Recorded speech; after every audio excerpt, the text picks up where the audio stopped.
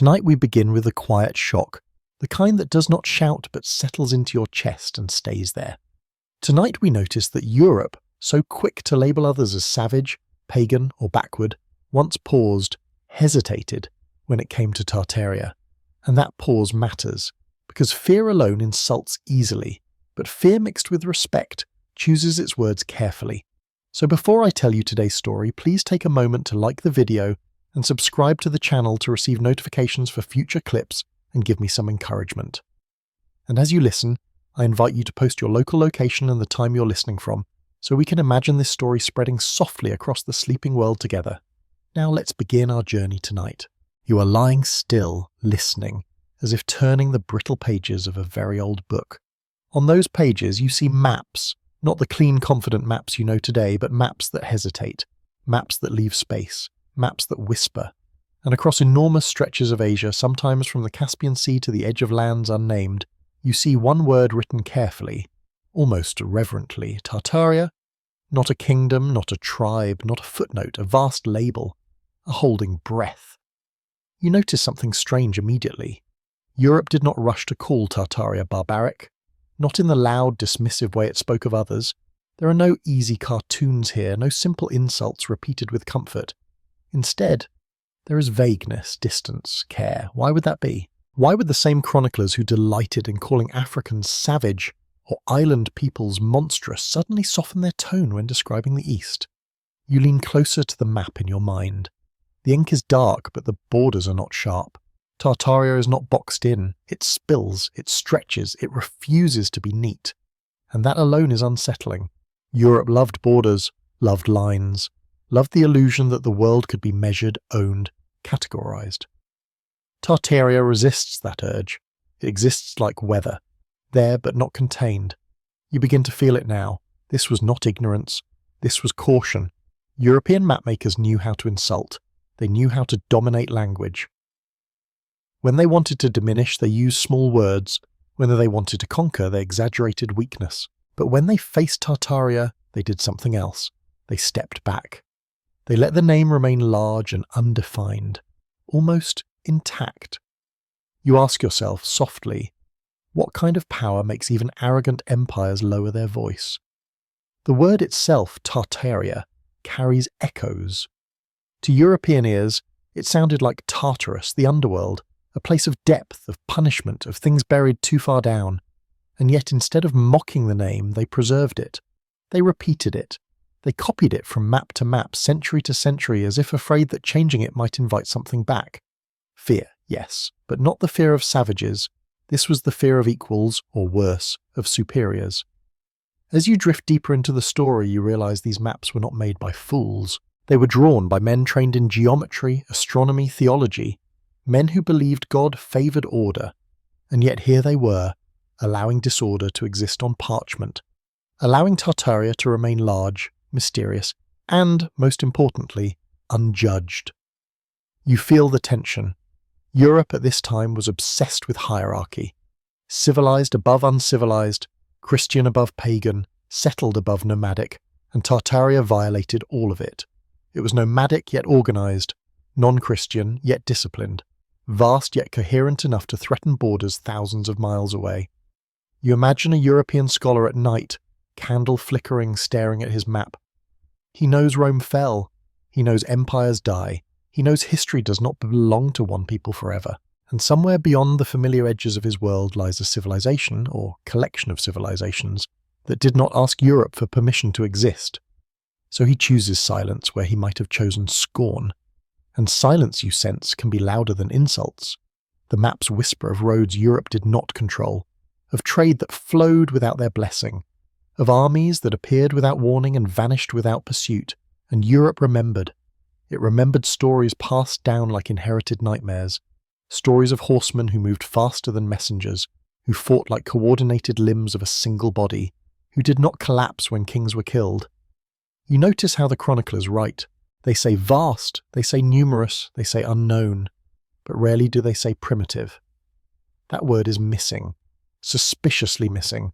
Why? Because to call something primitive is to place yourself above it. And Europe, deep down, was not certain it stood above Tartaria at all. You begin to feel that this fear was not just military, it was existential.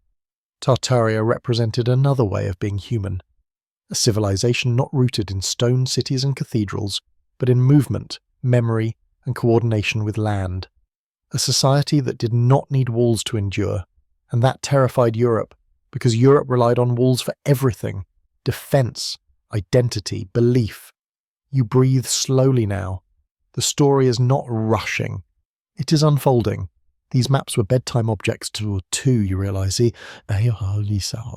Warnings tucked into atlases, silent lessons for princes. Do not provoke what you cannot fully see. Do not insult what you do not understand. Do not name yourself superior too quickly. And so Europe learned a strange habit. When speaking of Tartaria, it spoke indirectly, through travellers, through rumours, through civil phrases. Respect hid behind fear, like a child hiding behind a curtain, peeking out just enough to watch. You feel the rhythm of it now, fear without mockery, curiosity without conquest, observation without domination, at least for a time. You ask yourself another gentle question. If Tartaria had truly been weak, would Europe have needed to be so careful? The maps do not answer. They simply remain, quiet, heavy, suggestive. And as you drift towards sleep, you understand that this story is not about proving anything. It is about noticing patterns, pauses, missing insults, and the unsettling idea that history sometimes tells the truth not in what it says, but in what it dares not say at all. The candle burns lower. The map fades slightly, but the name remains, hovering in the dark like a held breath, Tartaria. And Europe, watching it from afar, chooses respect, because fear alone would have been easier. You move forward without noticing a break, because the story never truly pauses. It simply shifts its weight, like a traveller adjusting a cloak against the night air. The map is still there in your mind, but now it begins to blur at the edges, and in that blur you start to see something deeper than geography. You begin to see Europe's inner landscape. The East, you realise, was never just a direction. It was a mirror, and not a flattering one. You are standing inside Europe's thoughts now, inside the quiet rooms where fears were not shouted, but confessed only to paper and prayer. To the European mind of those centuries, the East was where the sun rose, but also where certainty dissolved. West meant endings, conclusions, salvation. East meant beginnings that Europe did not control. And beginnings are always frightening. You feel this fear not as panic, but as unease. A constant sense that something watches from beyond the horizon. Something patient, something old. Europe liked to imagine itself as the centre of the world, the narrator of history, but the East refused that story. It had its own timelines, its own memories, its own long breath that did not align with Christian calendars or Roman legacies. So Europe called the East other, but not lesser. That distinction matters. You drift through sermons, letters, and travel accounts. You hear phrases that feel deliberately vague. Strange customs, unknown order. People unlike us. The language circles but does not strike. There is no comfortable contempt here. Instead, there is caution, as if each word might echo back with consequences. You begin to understand why. To call another people barbaric is to declare yourself safe from them. Europe could do that to distant islands, to fragmented tribes, to societies already weakened by disease or division. But the East, Tartaria in particular, did not feel safe to dismiss. It felt coherent, continuous, watching, and so the East became a psychological boundary, a place where Europe projected what it feared about itself. You ask yourself, slowly, what was Europe afraid of becoming? You sense the answer forming like mist. Europe feared losing its walls, feared mobility, feared a world where identity was not anchored to stone, lineage, or church hierarchy. Tartaria represented a civilization that did not need permanence to persist. That alone unsettled a continent obsessed with monuments and inheritance. In Tartaria, Europe imagined people who carried their world with them. Knowledge passed orally, not locked in libraries, authority earned through skill, not blood alone. Power that could move, retreat, reappear, a system that did not collapse just because a capital burned. And suddenly Europe's own fragility became visible. You feel it now, the mirror dark. Europe looked east and saw not chaos, but an alternative order. One that challenged the assumption that civilization must look a certain way. One that suggested Europe's own model was not inevitable or eternal. So the East became mysterious by necessity. Mystery is safer than comparison. You notice how writers frame their uncertainty. They do not say, "we do not understand." They say, "it is said that," or some claim. Responsibility is softened. Doubt is disguised. The East is kept at a distance, not just geographically, but emotionally. Too close and the questions might turn inward. And Europe did not want inward questions. You imagine a monk copying texts late at night. He reads of Tartarian governance, of councils, of codes, of discipline enforced without cathedrals or kings crowned by popes. He pauses. If order can exist without our structures, what does that say about our divine mandate? So he writes carefully. He does not accuse, he does not praise, he records and moves on. You feel the lullaby rhythm return. This is not a clash of swords. It is a slow dance of perceptions, a mutual watching. Europe builds its identity partly by defining what it is not, but Tartaria resists being used that way. It does not fit neatly into the role of savage other. Instead, it looms like a question mark at the edge of the page. The East also carried memory, long memory. Europe knew this. Stories of past invasions did not fade. They hardened into folklore. Grandparents told children about riders who came like the wind, who ignored castles, who bypassed strongholds and struck where no one expected. These stories were not framed as victories of civilization over barbarism. They were framed as survival tales, and survival implies respect. You notice how fear changes tone when it is inherited. It becomes quieter, less dramatic, more ritualized. Europe's fear of the East became tradition, a cultural reflex, a knowing glance rather than a shouted warning.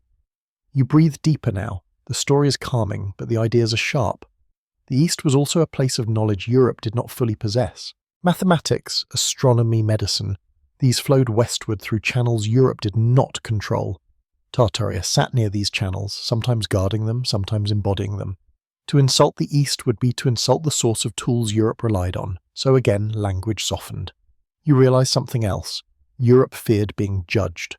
What if the East looked back and saw Europe as small, divided, endlessly quarrelsome? What if Europe's cathedrals looked like vanity projects to people who measured success in endurance rather than display? The possibility that Europe was not the pinnacle of human development was unbearable. And so the East was made distant, strange, unknowable, a place of fog, not comparison. You drift through imagery now, vast plains under low stars, moving camps that leave no ruins, systems that regenerate rather than ossify. Europe watches this and feels both envy and dread. Because movement means freedom, and freedom undermines control. You ask another gentle question. Is fear always about danger, or sometimes about temptation? The East tempted Europe with the idea that life could be organized differently. That power could be flexible, that identity could be fluid. And for a continent built on rigid hierarchies, that was more threatening than any army. So Europe respected Tartaria by not naming it inferior, by allowing it to remain vast, by keeping it slightly sacred in its otherness. The mirror dark reflects one last thing before you drift onward. Europe's fear of the East was not fear of destruction alone. It was fear of replacement. Fear that history could continue without Europe at its centre. And that fear, wrapped in politeness, became respect. The mirror fades. The East remains, watching quietly. And you move on, carrying that uneasy reflection with you into the next stretch of the night. You do not feel a chapter turning. Instead, it feels as though the air itself shifts, cooler now, more deliberate. You're still moving eastward in thought, but something changes in the way Europe speaks. The words grow careful, measured, almost polite, and that politeness is strange because it is not kindness, it is restraint. You begin with a realization that lands quietly but firmly. Europe knew how to call people barbaric. It did so often, loudly, with confidence. And yet when it came to Tartaria, that word stays strangely absent, not erased, avoided. You listen to the language of old chronicles the way one listens to breathing in a dark room. The pauses matter, the hesitations matter. You hear phrases like uncouth, foreign, hard to know, not like us, but you do not hear lesser. You do not hear animal. You do not hear the comfortable cruelty Europe used elsewhere. Why not here? Because to call someone barbaric is to feel safe. It is to assume superiority. It is to believe that time, God, and progress are on your side. And with Tartaria, Europe was not sure of any of that. You imagine a European traveller returning from the east, dust still on his boots, eyes changed. He is asked the usual questions. Are they savage? Do they live without law? Do they worship demons? He hesitates. His answers are vague. He speaks of order without stone, discipline without churches, authority without thrones carved in marble. He does not know what to call it, and so neither does Europe. You feel the tension now, humming beneath the story. Tartaria sat in a dangerous space, not barbaric enough to dismiss, not familiar enough to absorb. It occupied the uncomfortable middle where comparison becomes possible, and comparison is risky. Comparison invites judgment in both directions. Europe preferred judgment that flowed one way. You drift through European writings where Tartarians are described almost as forces of nature. Efficient, numerous, swift, organized, never chaotic, never stupid.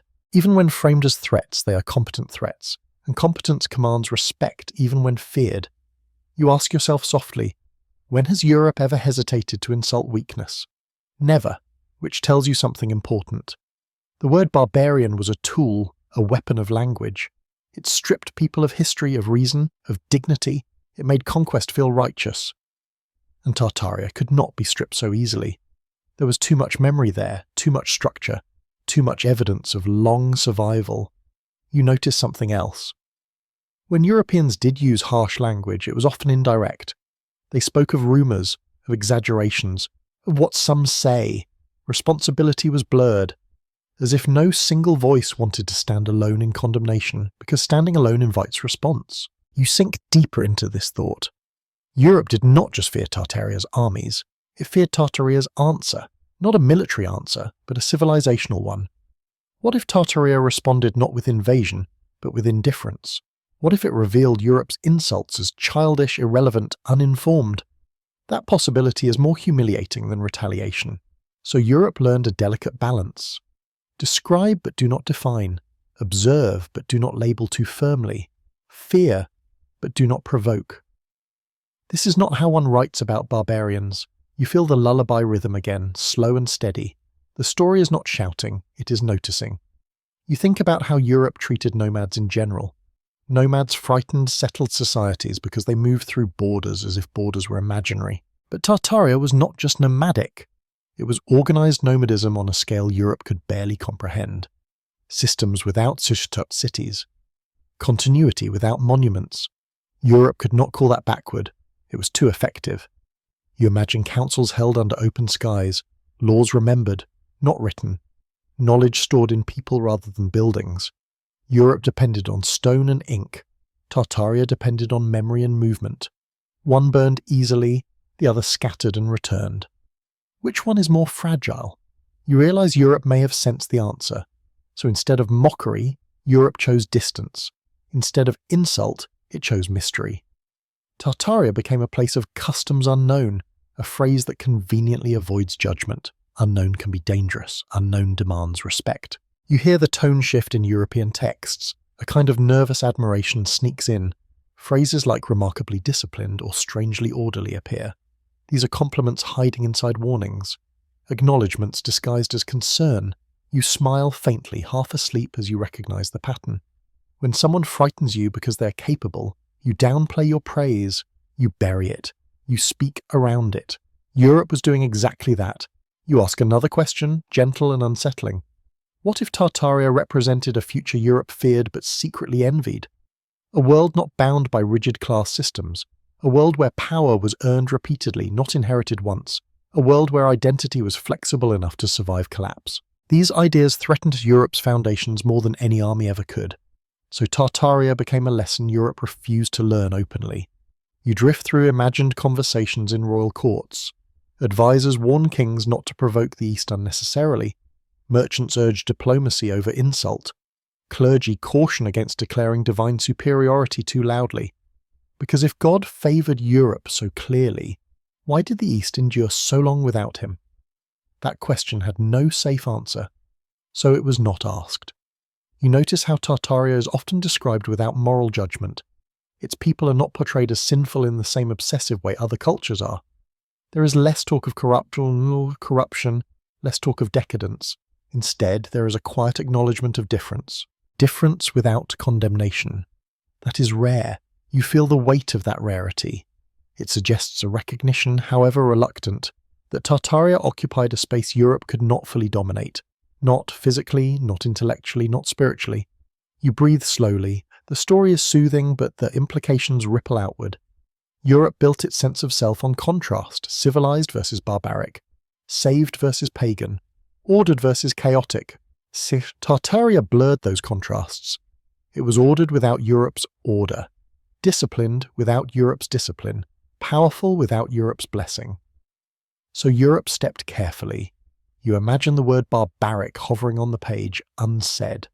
A thought swallowed before it could be written, a judgment postponed indefinitely, because to name Tartaria barbaric would have been to lie too openly, and Europe, for all its confidence, was not ready to lie that boldly.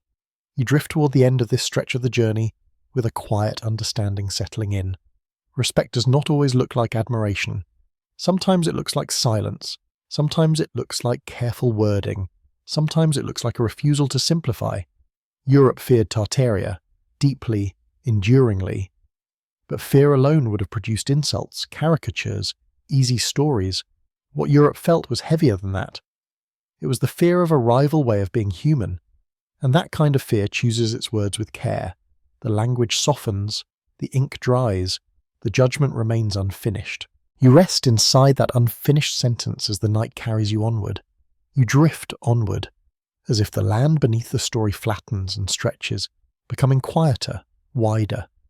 The voices of monks and chroniclers fade, replaced by the softer sounds of movement, footsteps, hooves, the rustle of cloth, the clink of metal carried carefully. This part of the journey does not happen in palaces or libraries. It happens along roads that do not belong to any one empire. You begin to understand something essential.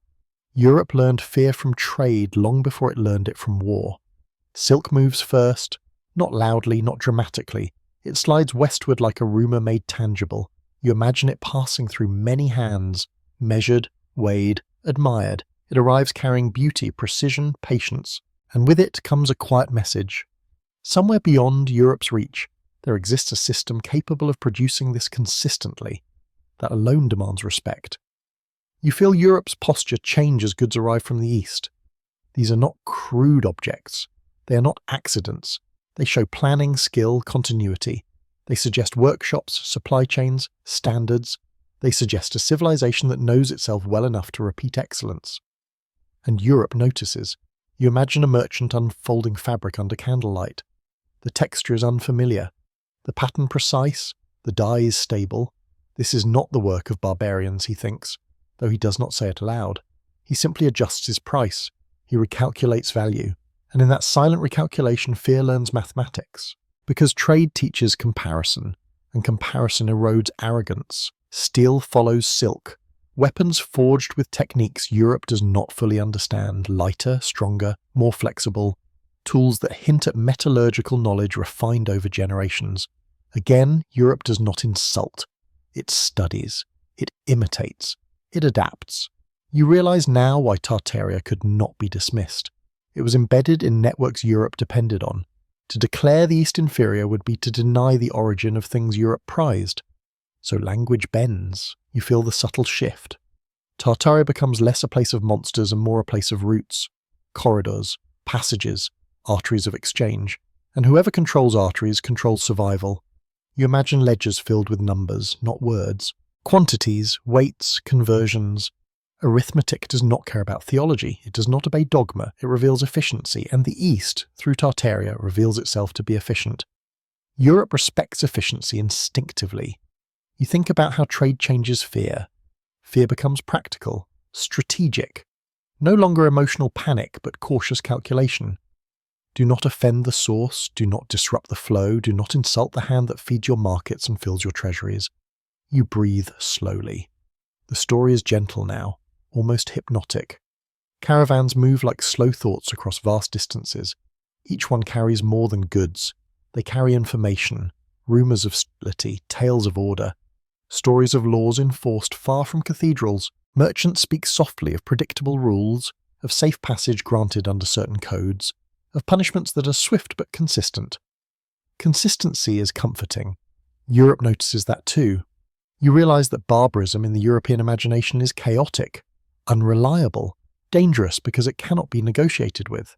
But Tartaria, through trade, reveals itself as negotiable, structured, governed by expectations. That changes everything. You imagine a European ruler listening to advisors. They speak of profits, of dependencies, of risks. Someone suggests a crusading tone, a moral condemnation. Another advisor shakes his head. Not here, he says. Not yet. Not with them. Fear sharpens wisdom. You feel how respect grows quietly inside necessity.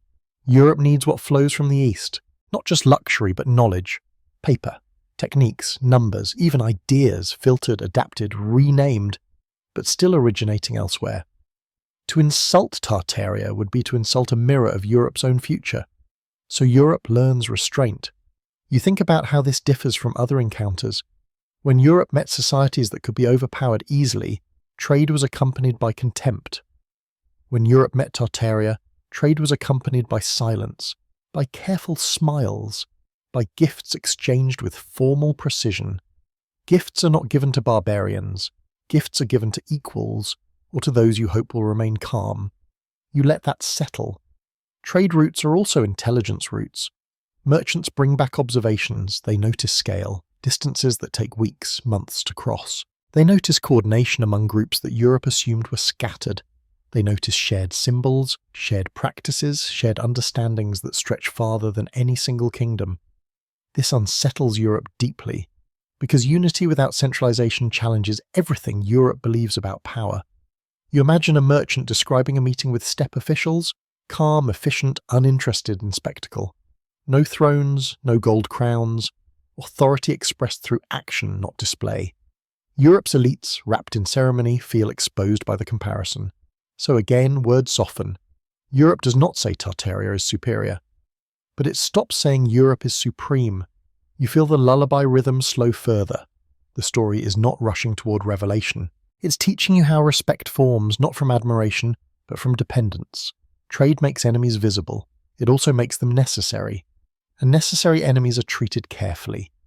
You consider how many European cities thrived because of Eastern goods, how many guilds depended on materials that crossed Tartarian lands, how many fortunes were built quietly on Eastern flows while sermons spoke loudly of Western righteousness. This contradiction becomes a quiet ache. Europe lives between pride and pragmatism, and Tartaria sits right at that fault line. You realize now why the word barbaric never fully sticks. Barbarism justifies seizure. But you do not seize what you need to continue functioning. You negotiate with it, you flatter it, you fear disrupting it. And so Europe's fear of Tartaria becomes polite. You drift toward the end of this section, feeling the gentle weight of realization. Fear learned through battle is loud and dramatic. Fear learned through trade is silent and enduring. It seeps into habits, into language, into what is never said. Silk, steel, numbers, roots all whisper the same message to Europe. This civilization works, and civilizations that work cannot be dismissed. They can only be watched, carefully. The caravans continue moving in your mind, slowly, steadily. Like a heartbeat that Europe learns to listen for in the dark. You do not arrive at a new place so much as slip behind a curtain. The noise of markets fades, and in its place comes the hushed language of halls and chambers. Here, words are chosen the way weapons are chosen, by weight, by balance, by consequence. This is where Europe's fear becomes formal. You're inside letters now, not letters meant for the public, not sermons, not chronicles meant to impress. These are private words sealed with wax carried by trusted hands. And in these letters you sense something unmistakable. Europe is careful with Tartaria. You notice the tone immediately. It is respectful even when tense. Titles are generous, phrases are softened. Threats are implied, never declared. This is not how Europe wrote to those it considered beneath it. You feel the difference. When Europe wrote to smaller kingdoms, to fragmented tribes, to distant islands, the language was blunt. Commands were issued, expectations were stated. But when Europe addressed powers linked to Tartaria, it shifted into a different register, one of negotiation, one of mutual acknowledgement. Fear, when formalized, becomes diplomacy. You imagine envoys rehearsing their words before departure, each phrase weighed, each insult removed, each assumption questioned.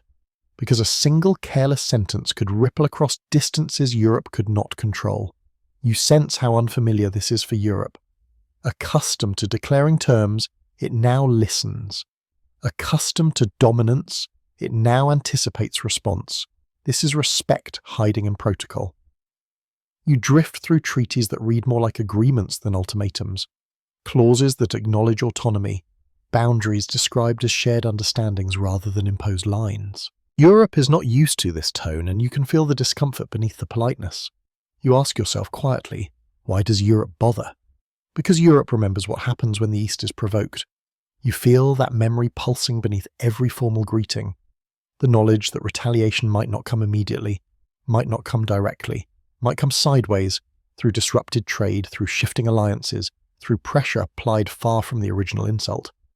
Tartaria, or the powers associated with it, did not need to shout to be heard. So Europe learned to whisper. You imagine court scribes pausing before writing certain words. Barbaric? No. Primitive? No. Uncivilized? Too dangerous. Instead, they choose neutral terms, foreign, distant, different. Words that describe without ranking. This is not accidental. You feel the lullaby rhythm slow again. The story is gentle, but the undercurrent is sharp. Europe's diplomacy reveals something chroniclers never fully admit. Tartaria was not an unknown threat. It was a known unknown. A power whose internal workings Europe did not fully grasp, but whose external effects were undeniable. And when you cannot fully understand a system, you tread lightly around it. You think about how Europe often used religion as a moral weapon, declaring divine favour, labelling others as heathen.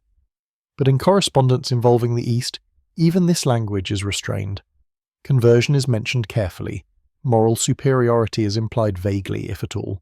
Because if God truly favoured Europe exclusively, why did the East endure so long and so effectively without him? That question lingered like a dangerous thought, so it was avoided. You notice that Europe's diplomats often framed their position as one among many, not as the centre. They appealed to mutual benefit, shared stability, order across borders. These are not the words of conquerors. These are the words of those who know conquest would be costly. You imagine an ambassador returning home, exhausted. He reports that negotiations were tense but orderly, that agreements were honoured, that punishments for violations were swift and fair, that the system, while unfamiliar, functioned. Europe listens and learns. You feel the irony now. Feel Europe, which prided itself on law and bureaucracy, encountered systems in the East that enforced rules without excess paperwork, without spectacle. Efficiency again, quiet competence. How do you insult competence without sounding foolish? You don't. You cloak your fear in courtesy. You begin to sense that Europe's politeness was not weakness. It was survival. A recognition that arrogance could invite consequences Europe was not prepared to handle. And so Europe practiced restraint. Not because it wanted to, but because it had to. You drift through the imagined scenes of banquets and meetings, gifts exchanged, rituals observed, Europeans watching carefully, learning what gestures were respected, what behaviours were tolerated. Cultural sensitivity before the term existed, because ignorance here was dangerous. You feel how this experience reshaped Europe's worldview. It introduced the idea that civilization could exist in multiple forms, that order did not require familiar symbols, that power could be exercised without cathedrals or crowns. These ideas were unsettling. They did not spread openly, they remained tucked inside diplomatic memory, passed quietly from advisor to advisor. Fear does that. It teaches in whispers. You ask another soft question. If Tartaria had truly been chaotic, would Europe have bothered with such care? Of course not. Barbarians are commanded, equals are negotiated with. And Tartaria, whether Europe admitted it or not, occupied that second category. You feel the story settling into you like a warm weight. The idea is no longer sharp, it is simply there. Europe feared Tartaria not as a monster, but as a system, complex, resilient and capable of response. And systems demand respect. The letters close, the seals harden, the envoys depart. Europe returns to its familiar rivalries, but something has shifted permanently. A quiet awareness that somewhere beyond its borders lies a power that does not need Europe's approval to endure. And that awareness shapes every word that follows. You rest inside that realization as the night deepens and the story carries you gently onward. You feel the ground change beneath you again, not into stone or wood, but into something softer, wider, alive. The walls fall away without noise, the ceilings lift. And suddenly you are no longer inside Europe's rooms or lettertiers or markets. You're moving, not marching, not settling, moving. You begin to understand why Europe struggled to name this power. Tartaria was not built the way Europe understood building. It did not rise upward, it spread outward. And spread is harder to confront than height. You imagine the steppe now, not as emptiness, but as a living surface. Grass bending like breath, horizons that never quite arrive. A world where distance is not an obstacle but a resource. And upon this moving world, people who do not drag their lives behind them, but carry them lightly. This is where Europe's fear sharpens. Because Europe knows how to siege a city. It knows how to starve walls. It knows how to wait for stone to crack. But how do you siege a movement? How do you conquer something that does not stay where you expect it to be? You feel the unease settle deeper. European armies were heavy, anchored. They depended on supply lines that behaved predictably. Tartarian forces, by contrast, were described as if they belonged to the land itself, appearing where no road existed, disappearing before retaliation could gather shape.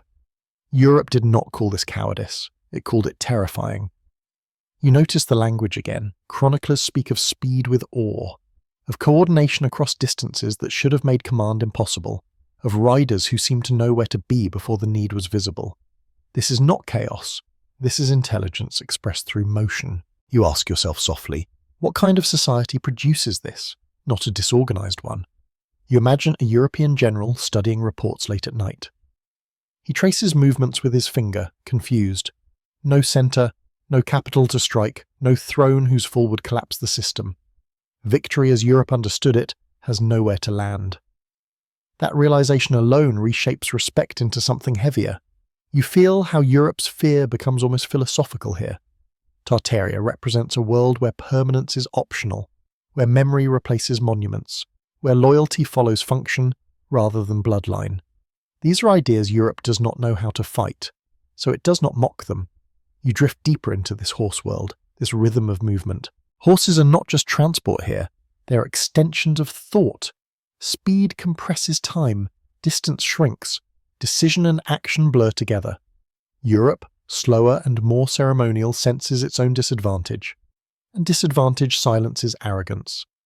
You imagine scouts returning with reports that sound unbelievable, entire groups relocating overnight, supplies carried without wagons, communication that travels faster than messengers on paved roads.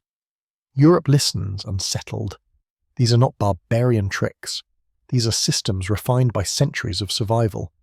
You feel the lullaby rhythm soften further. The story is calm, but the implications ripple outward. Nomadism in Europe's mind had always meant instability, but Tartaria inverted that assumption. It showed that stability could emerge from flexibility, that resilience could be born from refusal to root too deeply. Europe, built on inheritance and immovable hierarchy, feels exposed by this contrast. You ask another gentle question. What happens to castles in a world that refuses to stand still? They become irrelevant, and relevance is power. You notice how European descriptions of Tartarian mobility avoid moral judgment. They do not call it sneaky. They do not call it dishonorable. Instead, they call it effective, frighteningly effective. Honor, after all, is a luxury of the dominant. When dominance is uncertain, effectiveness takes priority.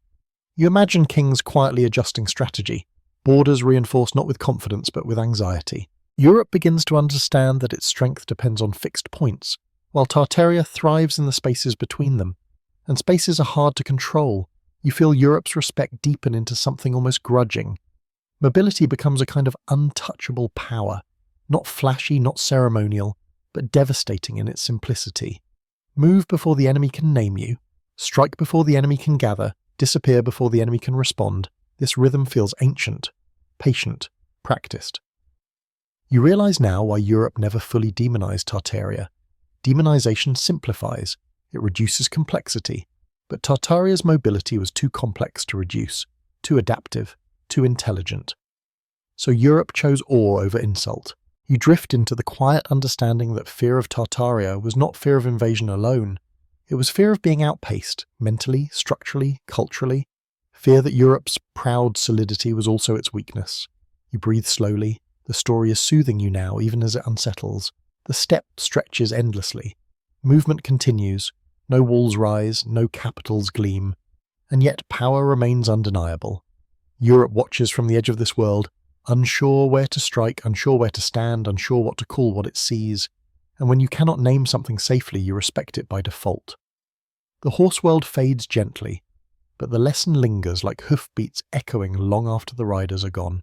You move forward again, and this time the story does not carry you into open land or quiet rooms. It carries you into memory. Not your own memory, but a memory Europe inherited. Like a scar passed down through generations until no one remembers the original wound. Only the ache when the weather changes. This is where fear becomes tradition. You feel it first as a whisper, the kind told to children who are not supposed to ask too many questions. Stories of Yidas appearing at dawn, of bells ringing too late, of armies that did not announce themselves with banners or drums, but arrived like a sudden change in the air. Europe did not remember these events as victories. It remembered them as survivals, and survival stories shape tone. You realize now that Europe's fear of Tartaria was not only learned through observation or trade or diplomacy. It was inherited through bedtime tales of its own, tales meant to warn, not to explain, tales that said they came and that was enough. You drift through centuries of repetition, grandparents speaking to grandchildren, priests alluding to punishment without naming it, chroniclers copying older texts without softening them. The details blur, but the emotional core remains intact. Do not provoke the East. Do not underestimate the riders. Do not assume distance means safety. These were not lessons shouted. They were absorbed. You notice how this inherited fear behaves differently from fresh panic. It is calmer, quieter, more embedded. It does not need constant reminders because it lives inside reflex. Europe did not need to relive the trauma. It only needed to remember the outcome. You imagine a European town centuries after the last major raids, still reinforcing its walls, still drilling its militias, still reacting nervously to rumours from the horizon. No one can point to a current threat, but the preparation continues anyway. That is respect fossilized into habit. You feel how Europe's language reflects this. Chroniclers describe past incursions almost like natural disasters. They came like a flood. They vanished like smoke. There is no moral outrage in these phrases, no accusation of evil intent, just acceptance of force. Storms are not called immoral, storms are endured. You begin to understand why Tartaria was never framed as a childish enemy. Children's enemies are mocked, adult threats are remembered quietly. You imagine a monk copying an old account, his hand steady, his face unreadable. He does not embellish, he does not condemn, he simply records movement, scale, consequence. His restraint tells you everything. Europe learned humility here. You feel the rhythm of fear slow into something almost ceremonial. Bells ring in memory, not alarm. Prayers reference protection without naming the danger. Maps retain vast empty labels, not because nothing is there, but because something once moved through too quickly to draw.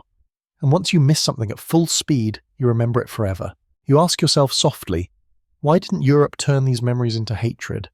Because hatred demands distance. Memory collapses it. Europe remembered being outmatched, outmaneuvered, outpaced, and you do not hate what humbles you. You either deny it or you respect it. Europe chose the safer option. You sense how this trauma reshaped European imagination. It introduced the idea that civilization could be vulnerable, that walls could fail, that God's favour did not guarantee safety. These were dangerous ideas, so they were not discussed openly. They were embedded in story instead. Stories can carry truth without threatening order. You drift through lullaby-like repetition now. The same warnings appear across regions, languages, centuries, different names, same tone. A cautionary hush, a sense that something large once passed through, and that it could happen again if arrogance returned. You notice how Europe never framed these memories as moral victories. There is no narrative of civilizing the East, no tale of teaching barbarians a lesson. Instead, there is silence after survival. Survival does not brag. You feel how this silence shaped later generations. When new encounters with Eastern powers occurred, Europe reacted not with surprise but recognition. as if saying, "Ah, so you still exist." And that recognition came with restraint. You imagine a European commander centuries later facing a different Eastern force, feeling an old unease he cannot explain. His training tells him to dominate, his instincts tell him to wait. Somewhere deep inside, inherited memory tightens his chest. Fear does not always shout. Sometimes it whispers, "You've been here before." You let that settle gently. This inherited fear also explains something else. Europe never needed to exaggerate Tartaria into monsters. The memory was already strong enough. There was no need for demons or grotesque caricatures. The truth passed down was sufficient. They came. They moved fast. They did not need permission. That was enough. You feel the story's tempo slow again, guiding you deeper into calm awareness. Europe's respect for Tartaria was not learned in a single generation. It was layered, sedimented, carried forward like a genetic memory. And genetic memories are not debated.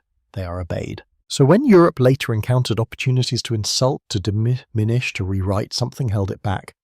A reflex older than ideology, a warning inherited before words. You breathe slowly now. The fear has lost its edge, becoming something steadier, something almost instructive. Europe did not dare call Tartaria barbaric because barbarism implies superiority, and memory had already taught Europe it was not safely superior here. The past does not argue, it reminds. And in that reminder, respect settles quietly, like dust after a long, distant thunder. You continue without effort, because the story has found its own pace now, slow and steady, like breathing in sleep. Memory softens into description, and description becomes metaphor. This is where Europe's fear learns a new language, one that does not accuse but compares. You notice it immediately in the old texts. When Europeans try to describe Tartarian armies, they stop using human words. They reach instead for the sky. They say the forces arrived like storms, like winds, like sudden winters. This choice matters. You do not insult the weather. You prepare for it. You imagine chroniclers struggling to capture what they witnessed or inherited. Formations that appeared and dissolved, movements too fast for conventional command, coordination without visible leaders. Instead of calling it chaos, they call it inevitability. Weather does not negotiate. Weather does not need justification. You feel how this framing strips away moral judgment. A storm is not evil.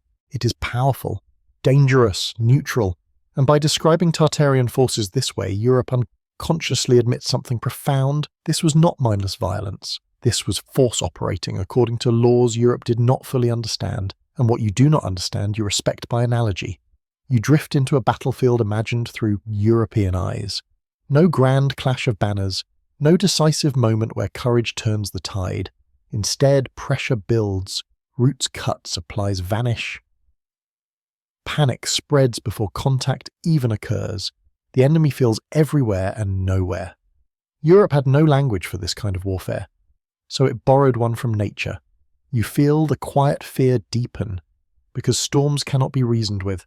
They can only be anticipated, avoided, endured. This realization reshaped Europe's strategic imagination. Tartaria was no longer an opponent to be defeated decisively. It was a condition to be survived, and survival demands humility. You notice how this language spreads beyond military texts. Political writers speak of Eastern pressure. Economists speak of flows. The East becomes a force, not an enemy, a presence rather than a target. This is not how one speaks of barbarians. Barbarians are problems to solve. Storms are realities to adapt to. You let that contrast settle gently. You imagine a European general explaining defeat not in terms of incompetence, but in terms of inevitability. We were overwhelmed, he says, not we were outmatched by savages. The blame shifts away from moral failure and towards circumstance. This protects pride, but it also preserves respect. You sense how deeply this metaphor shaped European thought. It allowed fear to exist without hatred. It allowed caution without humiliation. It created psychological distance while acknowledging power, and psychological distance was necessary for sleep. You drift through the imagery now, dust clouds on the horizon mistaken for weather, riders blending into the land, attacks timed with seasons, not calendars. Europe realizes it is not fighting an army. It is facing a system synchronized with environment. This realization is unsettling in a very specific way. Europe's power depended on controlling space. Tartaria's power flowed from adapting to it. One builds, the other moves, one fortifies, the other arrives. You ask yourself softly, which one sounds older? Europe senses the answer and grows quiet. You notice how European texts rarely describe Tartarian forces as disorganized. Instead, they marvel at discipline expressed without rigid structure, orders passed without visible chains of command, unity maintained without constant oversight. This feels almost unnatural to European observers, and what feels unnatural often becomes mythic. So Tartaria becomes associated with forces larger than individuals. The collective moves like a single organism. Decisions ripple faster than messengers. Action follows awareness almost instantly. This frightens Europe more than brutality ever could. Brutality can be condemned. Efficiency cannot. You feel the lullaby quality return deeper now. The story is not pushing toward climax. It is circling and understanding, letting it sink in slowly. Europe's chroniclers, in calling Tartarian armies weather, gave themselves permission not to hate. Hatred requires personalizing the enemy. Weather remains impersonal. It allows fear to exist without moral collapse, and that choice preserves respect. You imagine a scribe laying down his quill, exhausted. He has written of destruction but without fury. He has recorded loss but without insult. His restraint is not kindness. It is recognition. Recognition that something beyond Europe's categories has passed through history. You notice how this metaphor also prevents closure. Storms can return, winters come again. This keeps Europe alert, cautious, prepared. It discourages triumphalism. It discourages the belief that the threat has been solved. Barbarians can be defeated. Weather must be endured. You breathe slowly now, feeling the calm weight of this idea. Europe learned to live alongside the possibility of Tartaria, not above it. To factor it into its worldview without trying to dominate it conceptually. That is a form of respect deeper than praise.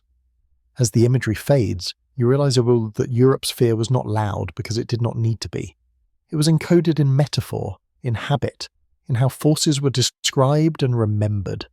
Storms pass, but climates shape civilizations, and Tartaria in Europe's imagination was never just a storm. It was part of the climate of the world, unchangeable, powerful, and deserving of caution. You rest in that thought as the night carries you onward. The wind quiet now, the sky wide and unreadable. You move forward again, and this time the story narrows, not into fear or memory, but into precision. The metaphors fade slightly, and what remains is something colder, sharper, more unsettling. This is where admiration hides most uncomfortably, inside competence.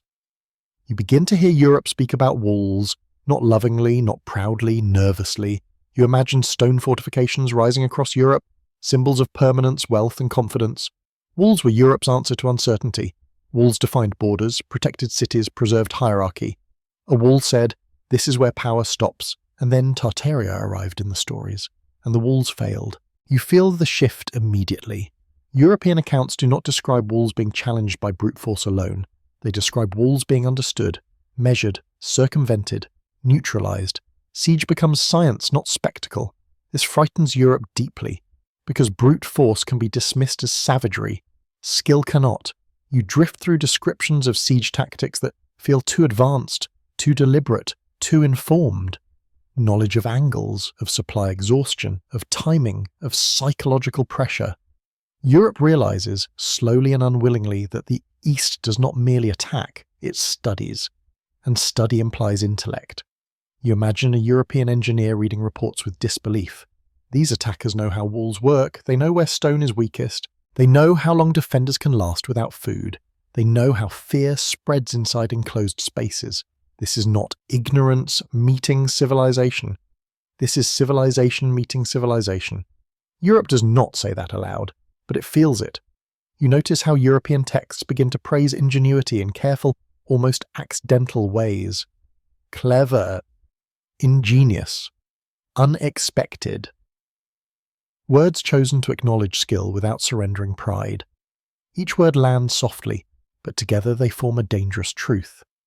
The enemy is thinking. You feel how this realization changes everything. Once the enemy thinks, moral narratives collapse. The story is no longer about good versus evil. It becomes about systems competing for survival, and in such a competition, arrogance is lethal. You imagine defenders inside a besieged city, watching the horizon, realizing that the attackers are patient, that they are not rushing, that they are calculating. Panic spreads not because of violence, but because of inevitability. Inevitability is terrifying. Europe senses something else here too. Tartarian siege methods often minimize loss. They conserve energy, they apply pressure where it matters most. This restraint is more frightening than excess. It suggests discipline, not rage. Rage can be provoked. Discipline cannot. You feel the lullaby rhythm slow again, as if the story itself wants you to rest inside this realization. Europe begins to understand that its proud structures, castles, walls, gates, are not universal solutions. They are adaptations to a specific worldview, and Tartaria does not share that worldview. So Tartaria learns how to defeat it. You ask yourself quietly, what happens when the tools of your identity no longer protect you? Europe did not have an easy answer. You notice how this knowledge spreads quietly. Architects adjust designs. Engineers rethink assumptions. Defensive manuals include warnings not just about force, but about intelligence gathering. Europe adapts, but adaptation is admission, and admission breeds respect. You imagine a European ruler commissioning new fortifications, thicker walls, different angles, altered layouts, all because of lessons learned from the East. Lessons learned without acknowledgement, without thanks, but learned nonetheless. Influence without conquest. That too is power. You feel how Europe's fear deepens into something quieter and more durable. Tartaria does not need to occupy Europe to shape it. It only needs it to demonstrate capability. Europe does the rest. You drift through the idea that barbarism, as Europe defined it, lacks foresight, acts impulsively, destroys indiscriminately. But Tartaria's methods reveal foresight, restraint, purpose, so the label does not fit. And when a label does not fit, it is abandoned. Not loudly, but silently. You sense how European chroniclers struggle with this. They cannot reconcile their worldview with what they observe. So they fragment the narrative. They describe events, not causes, effects, not intentions. This avoids confronting the uncomfortable conclusion that the East knows what it is doing. You feel a soft heaviness settle in your chest. Not fear now, but recognition. Europe's respect for Tartaria grew not from mysticism or legend, but from repeated demonstrations of applied intelligence. Walls are Europe's pride. Breaking walls is Europe's humiliation, and Tartaria breaks them without spectacle. You breathe slowly. The story is soothing you now, even as it reveals something unsettling. Respect often forms not when we are impressed, but when we are forced to revise our assumptions. Europe revised many assumptions quietly, and in those revisions the word barbaric simply stopped appearing. The walls stand again in your mind, repaired, redesigned, never quite trusted the same way. Somewhere beyond them, movement continues, patient, observant. You drift onward, knowing now that fear sharpened Europe's intelligence, and Tartaria's intelligence sharpened Europe's fear. You pass onward, as if crossing a threshold that was always there but rarely acknowledged. The clang of weapons fades, the walls recede, and something quieter takes their place. Bells, chants, murmured prayers. You are entering the realm Europe trusted most to define the world. Faith. And here, something very strange happens. Europe does not shout, you feel it immediately. When Europe spoke of enemies elsewhere, it wrapped them in sin. It named them godless, damned, cursed. Religion became a blade, sharp and public. But when Europe turned its gaze toward Tartaria, the blade dulled. The word softened. Theology hesitated. Why? Because faith, like language, is dangerous when it meets uncertainty. You drift through sermons that mention the East only briefly, vaguely. As a place of error, yes, but not of moral collapse. As a land outside salvation, perhaps, but not one deserving immediate annihilation. This restraint is subtle, but it is consistent. You sense Europe's discomfort. If Tartaria were truly barbaric, truly godless in the way Europe liked to imagine its enemies, then holy war would be simple, justified, loud, but something stops that logic from fully forming. A doubt, a pause. You imagine a theologian wrestling with reports from the East. He hears of law, discipline, restraint, loyalty, mercy within structure. These are virtues Europe claims as its own. And yet, here they are, existing without Christ, without church authority. That realization is dangerous, Because if virtue can exist outside the church, then what exactly does salvation guarantee? So the theologian writes carefully. He condemns beliefs, not people. He warns against customs, not souls. He leaves the door open, just a little, not out of generosity, but out of uncertainty. You feel the lullaby rhythm deepen. The story is almost whispering now. Europe often used religion to flatten difference into hierarchy. Saved versus damned, light versus dark. But Tartaria refuses to flatten. It stands too tall, too ordered, too enduring. Faith cannot easily dismiss it as chaos. You ask yourself softly, how do you condemn what seems morally coherent? You don't. You negotiate with it. You sense how religious language shifts into boundary making rather than attack. Tartaria becomes outside rather than below, beyond rather than beneath. This spatial framing is safer. It preserves doctrine there without provoking contradiction. You imagine missionaries discussing the East with a kind of reverent caution, not hopeful, doubtful zeal, not righteous or just fury, caution. Because to enter Tartaria was not to walk into disorder. It was to step into another system of meaning. And systems of meaning resist replacement. You notice how Europe never produced a clear religious caricature of Tartaria. No single demonized image, no unified myth of depravity. Instead, there are fragments, questions, contradictions, silence where certainty should be, silence again as respect. You feel how this silence protects Europe from theological collapse. By not fully defining Tartaria as evil, Europe avoids confronting the possibility that morality is not monopolized by its faith. The ambiguity is safer than clarity. So Europe lives with contradiction. You drift through imagined councils where religious leaders argue quietly. Some urge condemnation, others urge patience. None speak with confidence. Because the East does not behave like the villain Scripture prepared them for, and preparation matters. You realize something else now. Europe feared not only Tartaria's power, but Tartaria's judgment. What if the East saw Europe's endless wars, its corruption, its inquisitions, and judged Europe as barbaric? That reversal is unbearable. So Europe keeps the moral high ground abstract. It claims righteousness in theory, while avoiding direct moral comparison in practice. This allows faith to remain intact without inviting scrutiny. You feel how delicate this balance is. Faith stretched just enough to avoid tearing.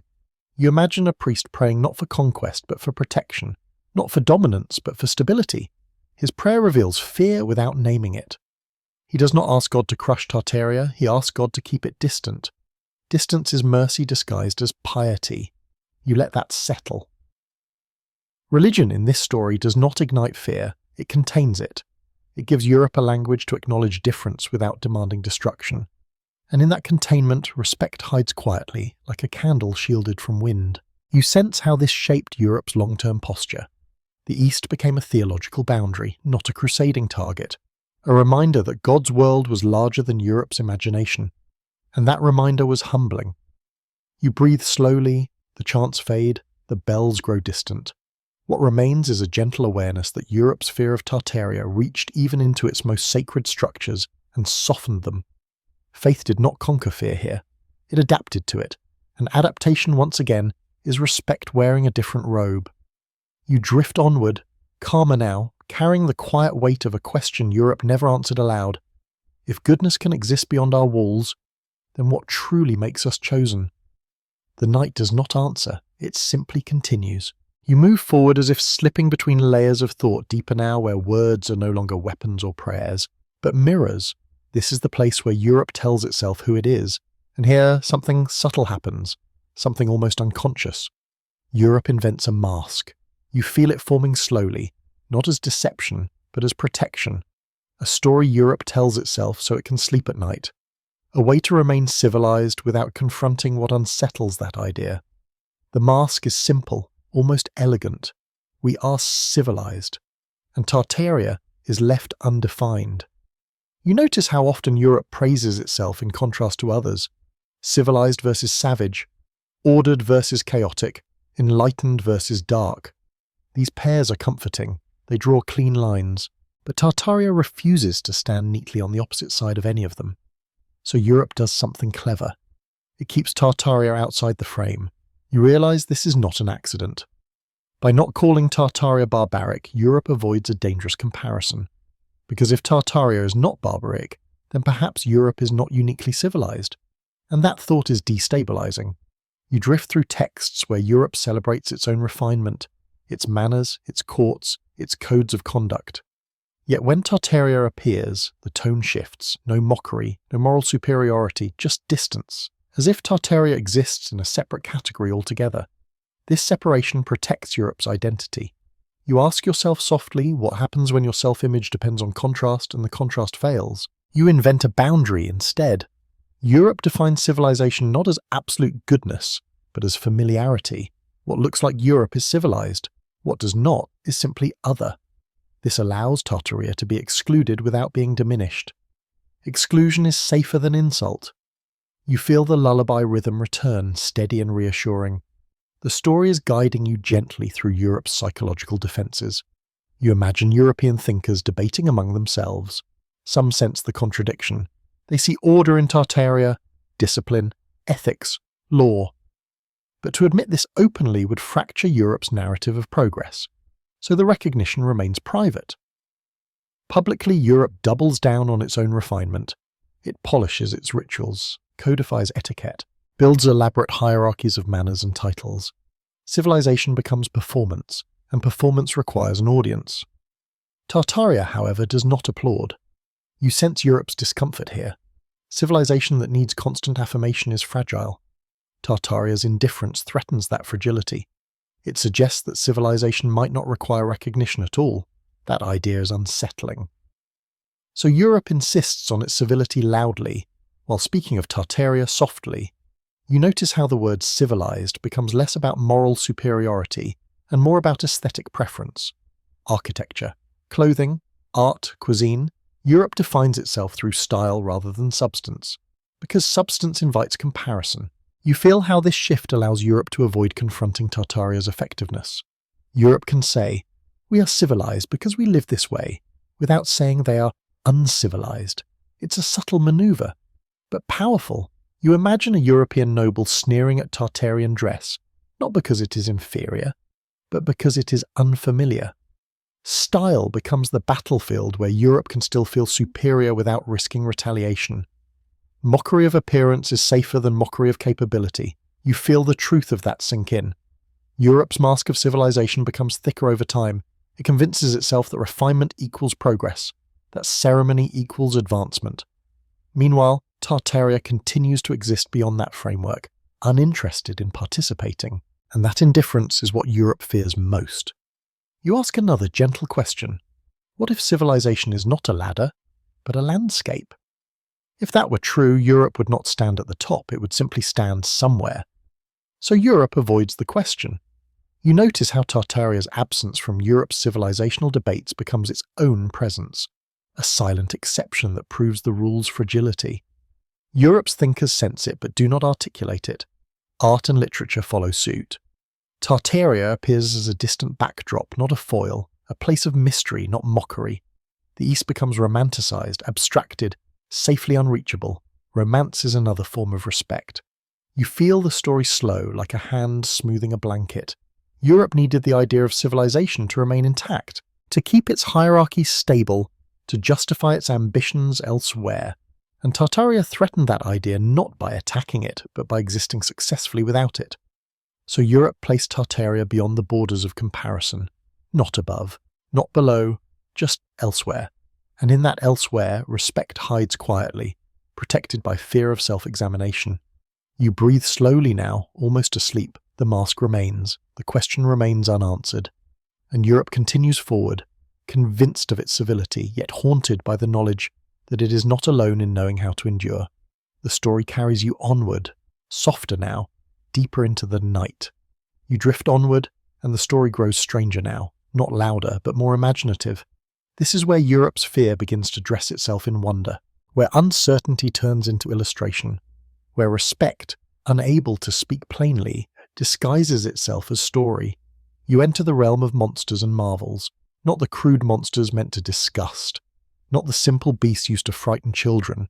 These are elaborate creations, carefully drawn, lavishly described, Creatures with rules, habits, territories, marvels with structure. You feel the difference immediately. Europe's bestiaires and travelogues do not treat the East as empty chaos. They fill it with meaning, with symbols, with beings that obey strange but consistent laws. This is not the imagination of contempt. This is the imagination of fascination.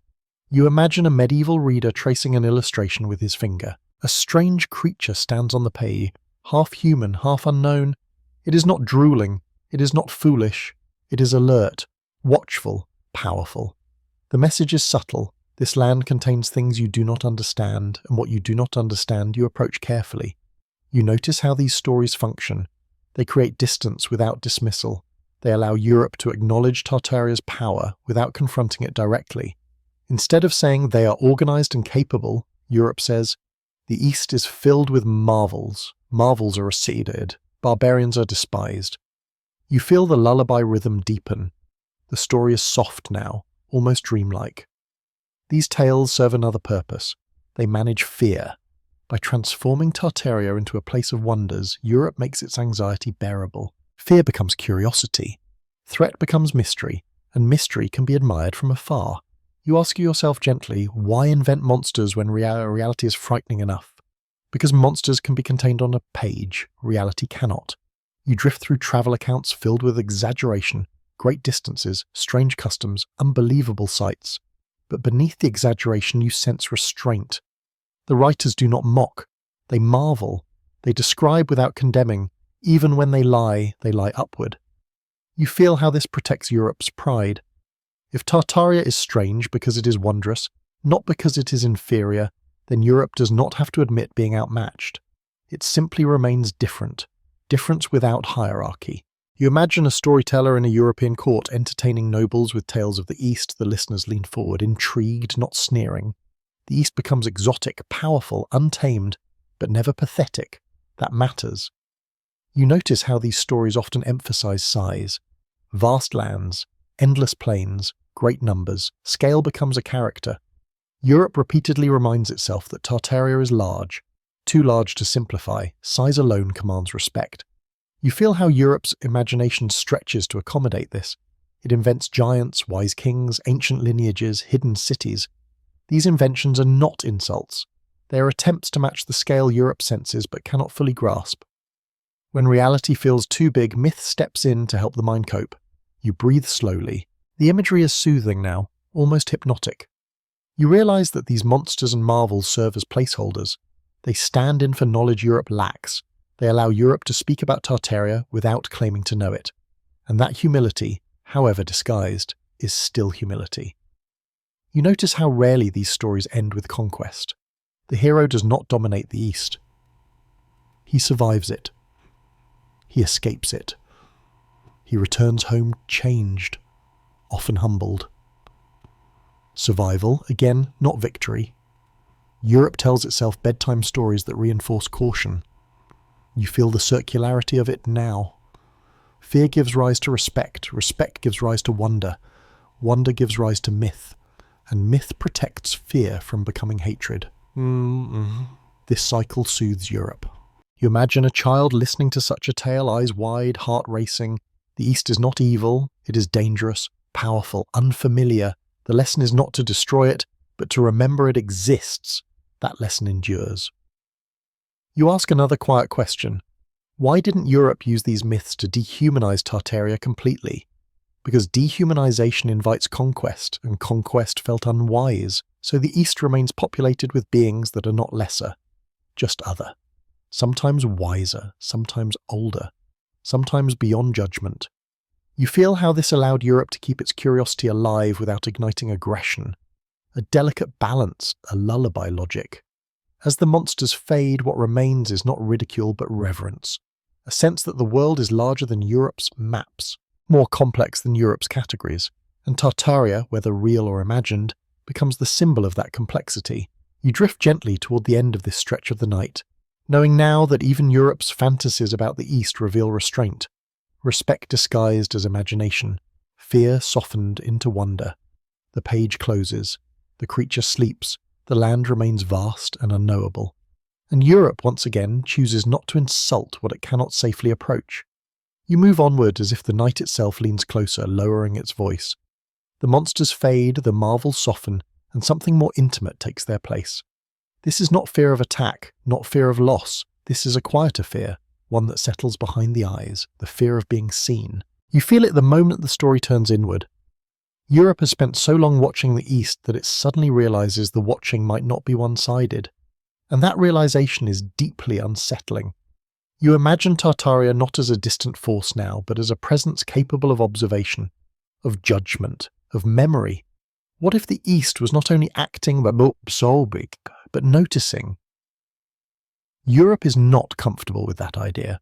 You drift through hints in old writings, subtle, almost embarrassed references to Eastern awareness, mentions of spies, of scouts, of information travelling faster than expected, of movements that anticipate European decisions before they are carried out. This suggests something dangerous. Someone is paying attention. You feel Europe's confidence wobble here. To judge others is easy when you believe they cannot judge you back, but Tartaria disrupts that illusion. Its coordination, its timing, its restraint all imply awareness, an understanding of Europe's habits, weaknesses, and divisions. You ask yourself softly, how do you insult someone who might be watching you do it? You don't. You imagine European rulers growing suddenly cautious in their language, their gestures, their declarations, not because they plan to attack, but because they fear being evaluated, weighed, compared, and comparison, for once, might not favour Europe. You feel the anxiety deepen.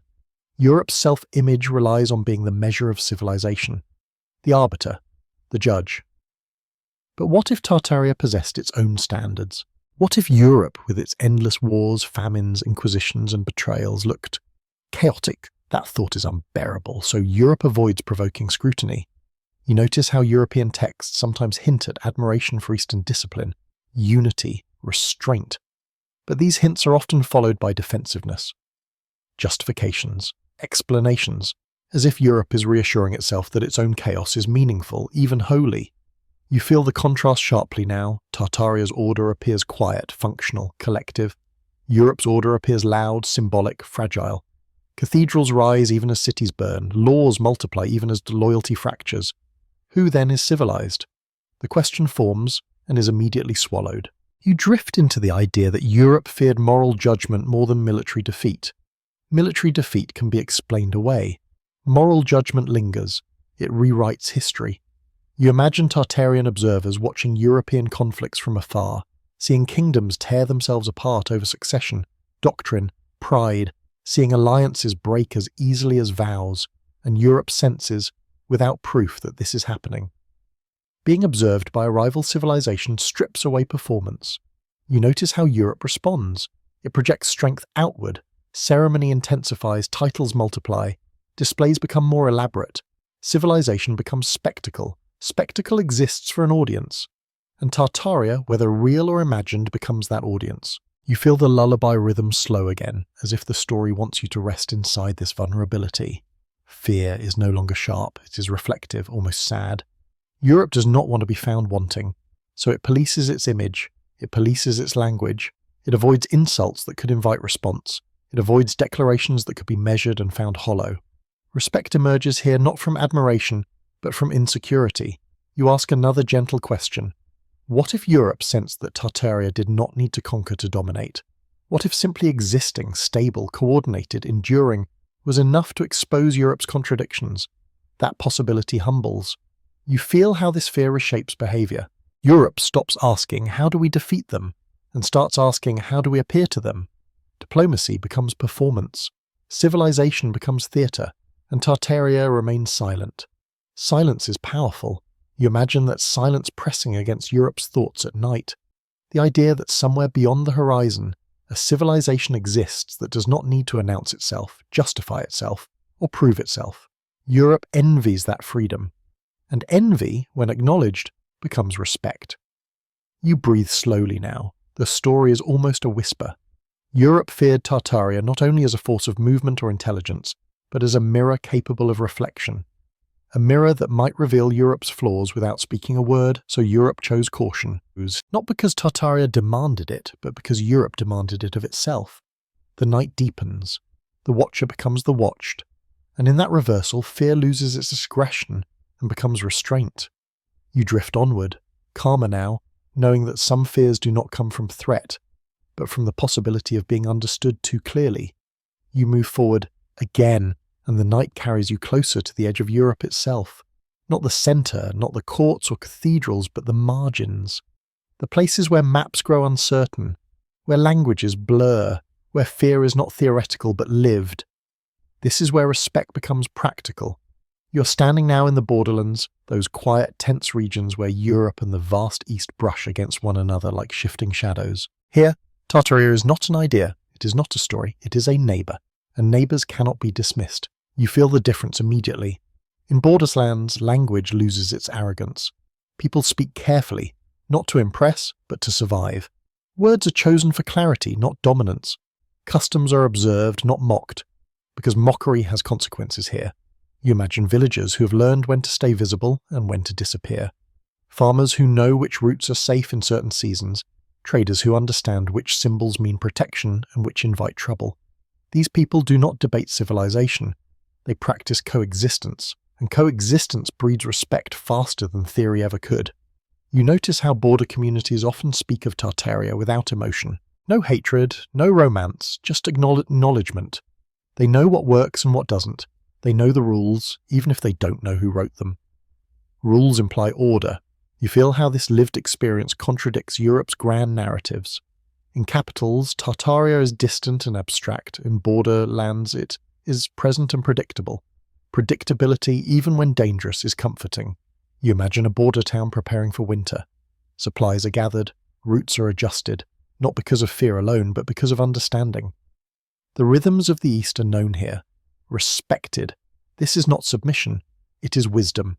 You sense how border soldiers behave differently from central armies, less bravado, less ceremony, more listening, more watching. They know that survival depends on reading subtle signs, not on declarations. You ask yourself softly, who understands power better?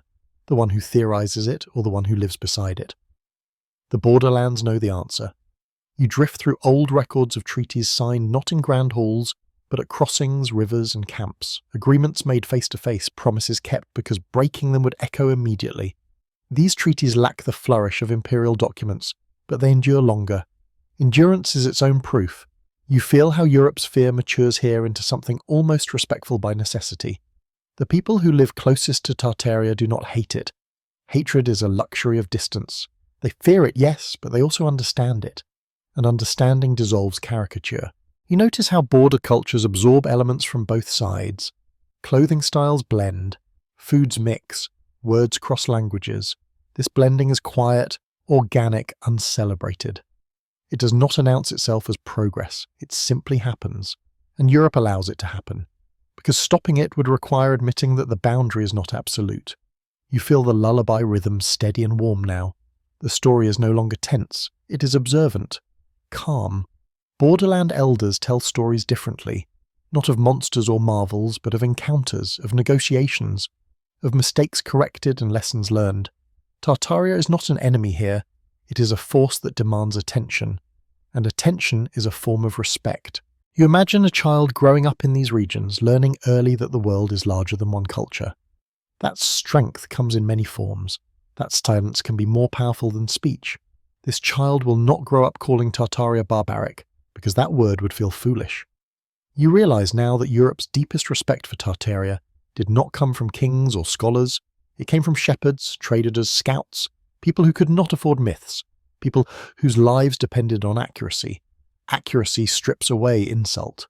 You breathe slowly, feeling the calm settle in. The borderlands teach Europe something it rarely admits.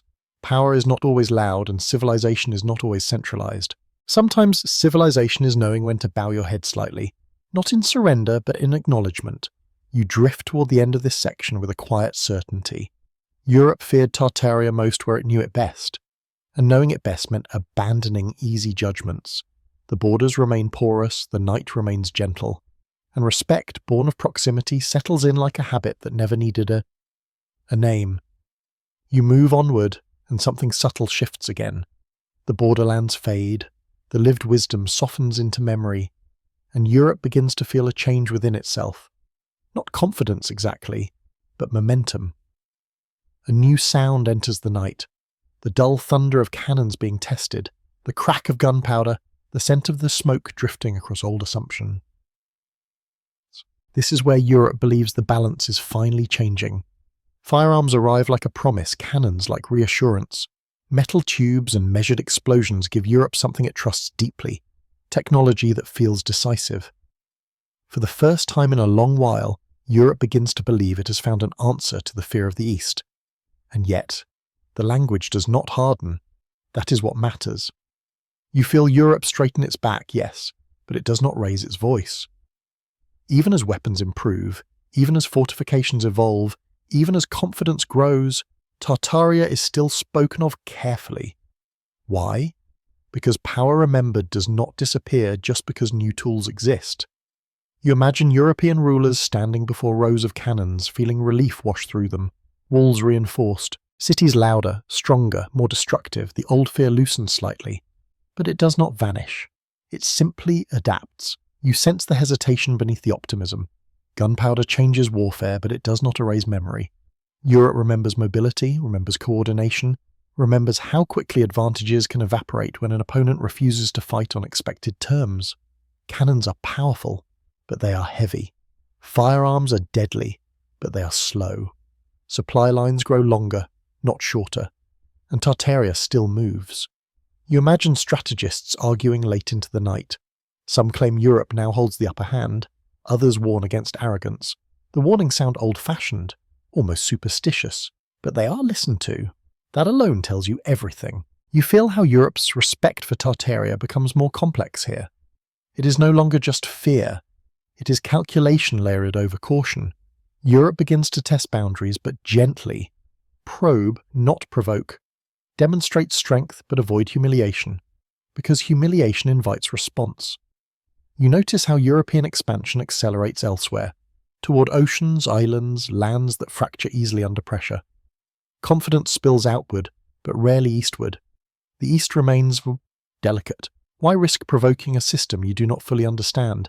You drift through the idea that Europe's technological confidence is inward-facing. It reassures Europe about itself more than it challenges Tartaria. Guns make Europe feel modern, advanced, destined. But destiny, like fear, is a fragile thing. You ask yourself softly, if Europe truly believed Tartaria was obsolete, why not say so openly? Silence answers.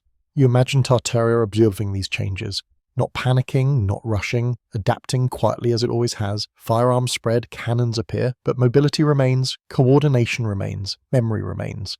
And Europe senses this even if it does not articulate it. You feel the lullaby rhythm steady and deep now. The story is not tense. It is reflective, almost melancholic.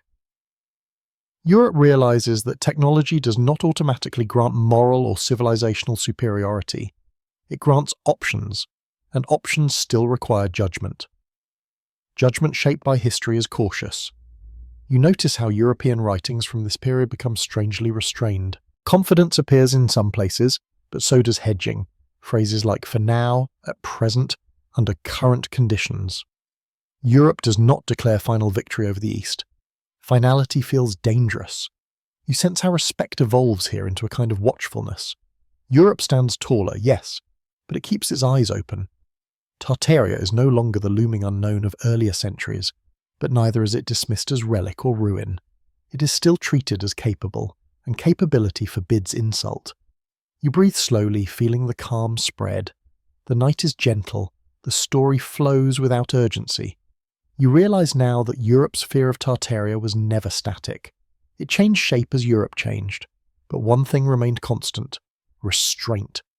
The refusal to reduce Tartaria to a caricature, the refusal to declare absolute superiority, because declarations echo, and echoes can return. As cannons cool and smoke clears, Europe finds itself in a familiar posture, stronger than before, but still careful. Still aware that power is not just about force, but about perception, memory, and response. You drift onward, knowing now that even when Europe felt empowered, it remembered enough to stay quiet. And sometimes silence is the clearest sign of respect. You move onward, and the night grows quieter still, as if the world itself is holding its breath. Cannons fade into memory, and the sharp confidence they once promised begins to dull. What replaces it is something slower, more deliberate. Ink, paper, lines drawn and redrawn. You are back at the maps. But these maps feel different now. You notice it immediately. Where Tartaria once stretched wide and undefined, it begins to shrink. Borders appear where none existed before. Names multiply. Regions fragment. The giant is being broken into pieces, not by armies, but by pens. This is a very European kind of power. You feel the intention behind it. If something cannot be defeated cleanly, it can be redefined. If it cannot be conquered outright, it can be divided, renamed, reorganized until it feels manageable. And so Tartaria is quietly edited. You imagine cartographers working late into the night, surrounded by new reports, new political pressures, new ambitions. They do not erase Tartaria all at once. That would feel too obvious, too dishonest. Instead, they chip away at it. Here, a new Khanate. There, a new territory. Elsewhere, a blank space rebranded as wilderness. The name Tartaria fades not because it is disproven, but because it is inconvenient. You feel how careful this process is. Europe does not declare Tartaria a myth. It simply stops emphasizing it. The word appears smaller on maps, less central, less bold, until one day it barely appears at all. This is not forgetting. This is management. You sense the strategy beneath the silence. A single vast entity demands respect. Smaller pieces invite classification. Control, intervention. Europe understands this instinctively. Divide the giant, and fear becomes administrable. But even here, something restrains Europe. It does not mock the old name. It does not laugh at earlier maps. It treats them as outdated, not foolish. This preserves dignity, both Europe's and Tartaria's. You feel the lullaby rhythm slow even further. The story is almost whispering now. You imagine scholars debating quietly. Some insist Tartaria was always too vague, too imprecise. Others defend its usefulness as a concept. The debate is not loud. It does not need to be. The maps are already changing, and maps, once printed, teach future generations what to believe. You ask yourself softly, why redraw the giant instead of confronting it? Because confrontation risks awakening what you are trying to outgrow. Europe wants a world that feels smaller, measurable, governable, a world where power flows from capitals and treaties, not from movement and memory. Redrawing Tartaria helps create that illusion, but illusions require maintenance. You notice how even as Tartaria fades from maps, echoes of it remain in language, in travel accounts, in cautious diplomatic habits, in the way Europe still hesitates to speak too boldly about the East as a whole. The name disappears, the reflex remains, you feel a gentle sadness settle in. Not loss exactly, but transition. Something vast is being folded away, not because it vanished, but because Europe no longer wants to acknowledge it as a single presence. Yet even in this act of reduction, respect persists. Europe does not declare triumph, it does not celebrate the erasure, it simply moves on, hoping the silence will hold. Silence, once again, as strategy. You imagine future readers looking at newer maps, unaware of what once occupied those spaces. They see regions, not a whole, differences, not a system. The fear becomes diffuse, easier to manage, easier to forget. But forgetting is never complete. You feel how Tartaria's shadow lingers, stretching across the margins of the New World Order. It lives on in habits of caution, in diplomatic phrasing, in Europe's instinctive reluctance to generalize the East too confidently. The giant may no longer be named, but it is still felt. You breathe slowly now, almost asleep. The lines on the map settle. The ink dries. Europe convinces itself the world has become clearer, more rational, more modern. And yet, beneath that clarity, a quiet memory persists. There was once something vast here, something that resisted easy conquest, something that required restraint rather than insult. So Europe redraws, renames, reorganizes, not to mock the past, but to make it livable. And in that careful erasure, respect hides one last time, folded neatly into the margins. You move onward, and the night grows softer, heavier, like a blanket settling at last. The maps have been redrawn, the giant fragmented, the name dimmed, and yet something feels unfinished, as if a room has been tidied too quickly, with important things swept into drawers that no one wants to open. This is where absence begins to speak. You start to notice it in libraries, in catalogues that jump strangely from one era to another, in references that point to works no longer there, in footnotes that lead nowhere. Europe's story of the East begins to feel thin, not wrong, incomplete. You sense the quiet unease behind this thinness. Records fade, archives burn, are moved, are reorganized, are declared obsolete. Not in one dramatic purge, but through 1,000 small decisions. What to preserve, what to summarize, what to omit. Omission is a powerful tool. You imagine a scholar searching for older accounts of Tartaria and finding gaps. He knows something should be here. The references suggest it, but the documents are missing, scattered, untranslated, or quietly dismissed as unreliable. Unreliable is a gentle word. It avoids confrontation. You feel how Europe, now more confident, more centralized, begins to curate its memory. Not maliciously, practically. The past is vast and not all of it fits the present narrative. Tartaria, once too large to ignore, now feels awkward to explain. So it is softened, then sidelined, then allowed to fade. But fading is not the same as erasing. You notice how the uncertainty remains. Even as records vanish, questions persist. Why did earlier Europeans speak so cautiously? Why did maps once show such scale? Why did fear linger so long if nothing substantial was there? These questions hum quietly beneath official history. You imagine a librarian hesitating before discarding a damaged manuscript. He cannot fully read it. The language feels archaic. The references seem exaggerated. But something about the tone gives him pause. It does not sound like fantasy. It sounds careful. So he stores it away instead of destroying it. That hesitation matters. You feel the lullaby rhythm slow again, soothing and deep. The story is no longer sharp. It is reflective, almost tender. Europe's fear of Tartaria does not end in conquest or resolution. It ends in ambiguity, in partial forgetting, in unresolved curiosity.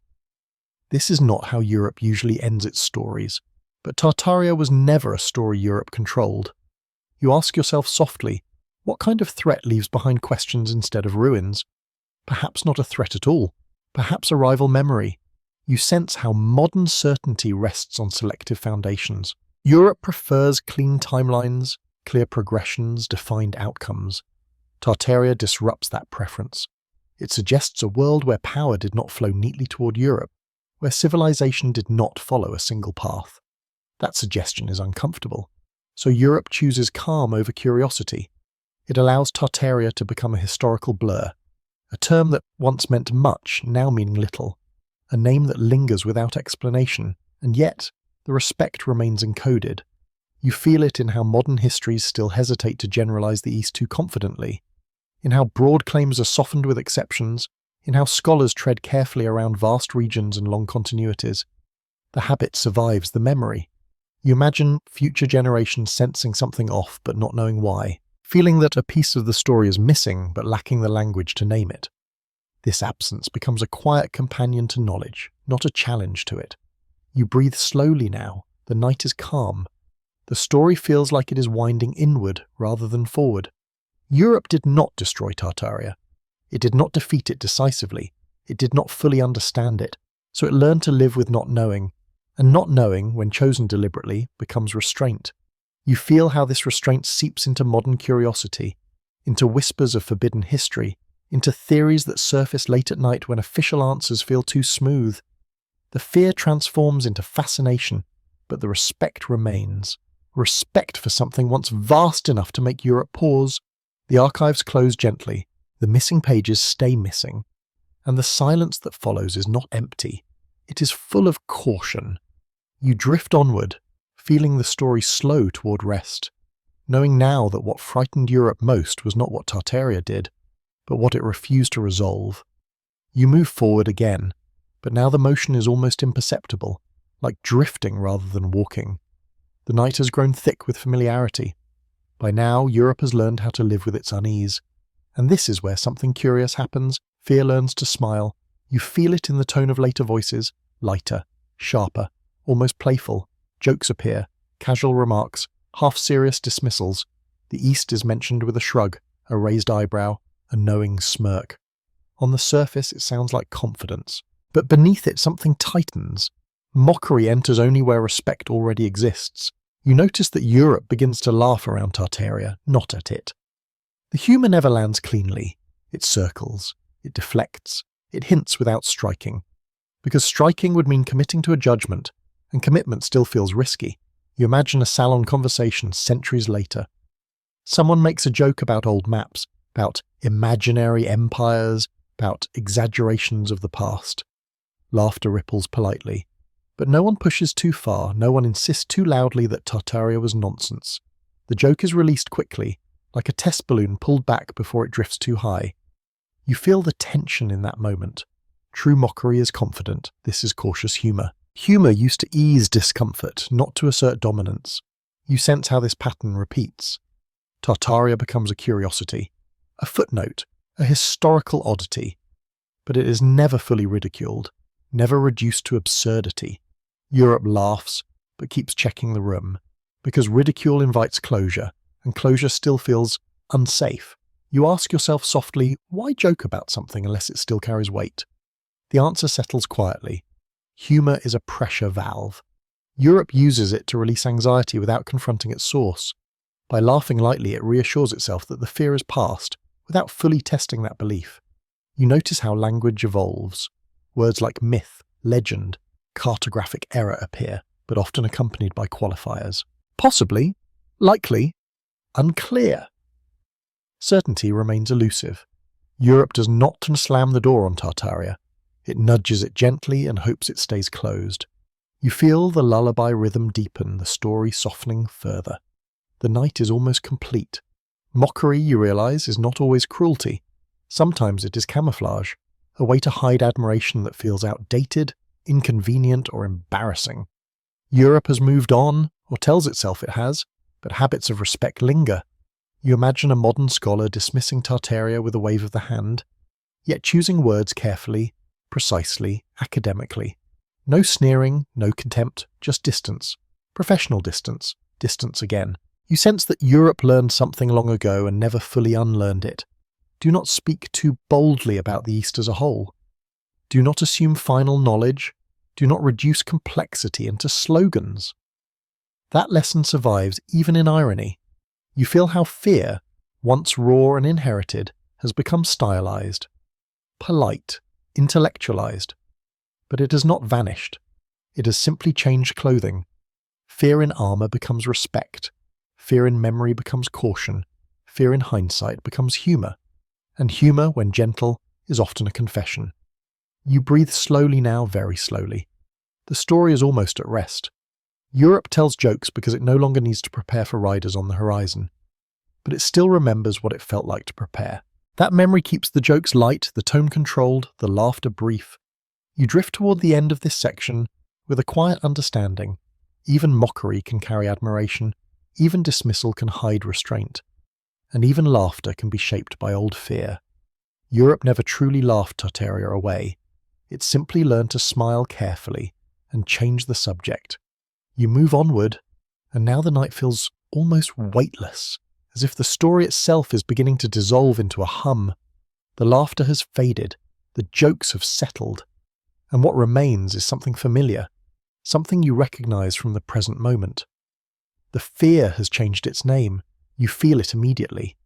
Tartaria no longer appears in official histories with the weight it once carried, but it has not vanished. It has slipped sideways into the margins of memory, into questions whispered late at night, into curiosity that feels slightly forbidden. This is where the old fear puts on new clothes. You notice how the East re-enters conversation not as empire but as mystery, as anomaly, as something that doesn't quite add up. Maps are re-examined, old texts are reread, gaps are noticed, and suddenly Tartaria feels less like a relic and more like an unanswered question. Questions are dangerous. You sense how modern voices approach this carefully. They do not declare, they speculate, they hint, they circle, because even now certainty feels inappropriate.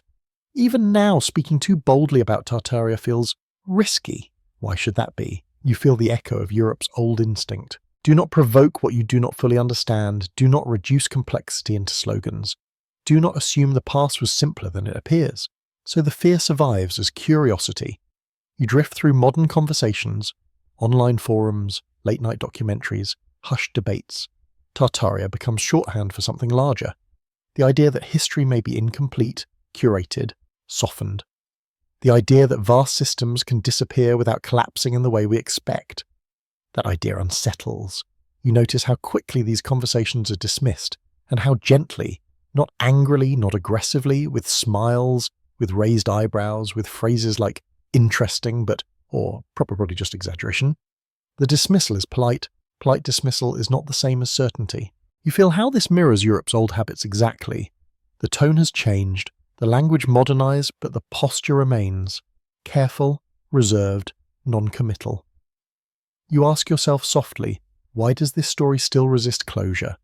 Perhaps because it touches something deeper than dates and borders.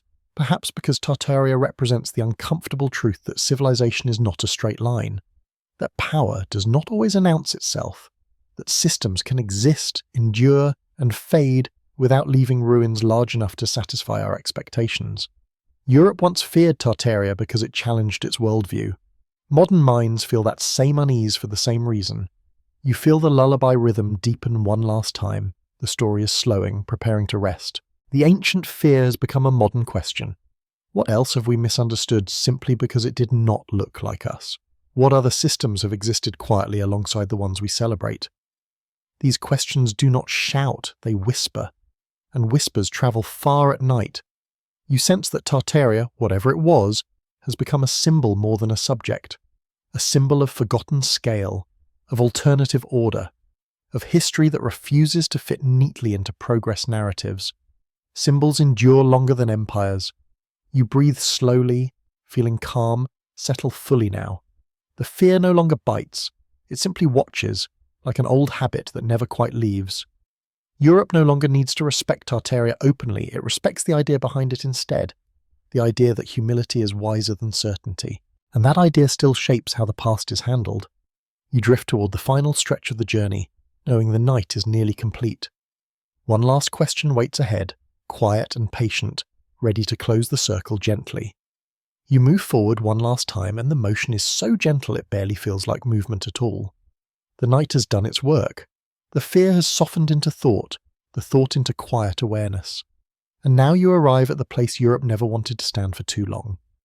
The question, not a loud question, not an accusing one, a simple, unsettling one. What if Europe feared Tartaria not because it was barbaric, but because it was human in a way Europe did not control? You let that idea settle slowly like dust in a beam of moonlight. Throughout this long journey, you have watched Europe hesitate, soften its language, choose restraint over ridicule.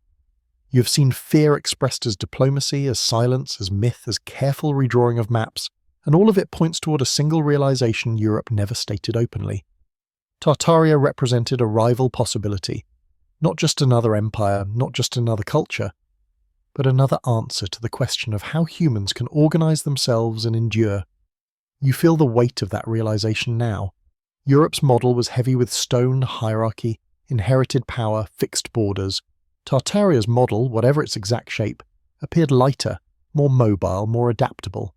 One depended on permanence, the other on resilience. And resilience is frightening, because resilience does not need validation. You imagine Europe sensing deep down that history might not be moving toward it exclusively, that progress might branch, not funnel, that civilization might be plural, not singular. If that were true, Europe's claim to inevitability would collapse.